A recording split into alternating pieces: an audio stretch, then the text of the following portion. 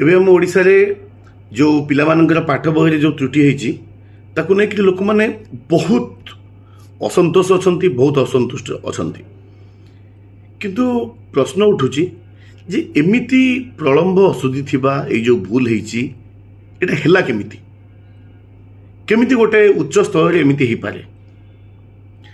ଯାହା ଜାଣିବାକୁ ମିଳୁଛି, ଯାହା ବୁଝିବାକୁ ମିଳୁଛି, ଏଇ ଯେଉଁ ପ୍ରକାର ଭୁଲ ହେଇଛି ଏହା ପଛରେ ଯେଉଁ ମୁଖ୍ୟ କାରଣଟା ଅଛି ତାହା ହେଉଛି କେବଳ ସରକାରଙ୍କର ନିଜ ବିଚାରରେ ବିଶ୍ୱାସ କରୁଥିବା ଲୋକମାନଙ୍କୁ ଦାୟିତ୍ୱ ଦେବାର ପାଇଁ ଏ ଫଳ ହେଇଛି। ଯେମିତିକି ଯେଉଁମାନେ ସବୁ ଏ କାମରେ ଥିଲେ, ବହି ଲେଖିବା, ଏଇ କାମରେ ପିଲାମାନଙ୍କ ପାଇଁ ବହି ଲେଖିବା କାମରେ ଯେଉଁମାନେ ଥିଲେ ସେମାନଙ୍କୁ କେବଳ ଦକ୍ଷତା ଆଧାରରେ ଚୟନ କରାଯାଇନି, ଚୟନ କରାଯାଇଛି ସେମାନଙ୍କର ଆଦର୍ଶ ଆଧାରରେ।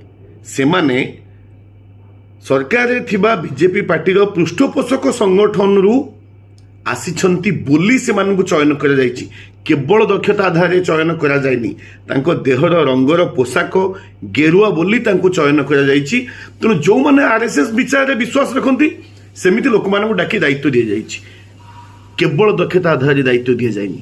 ଯଦି ଦକ୍ଷତା ଆଧାରରେ ଦାୟିତ୍ୱ ଦିଆଯାଇଥାନ୍ତା ତାହେଲେ କଦାପି ଏତେ ବଡ଼ ଭୁଲ ହେଇନଥାନ୍ତା।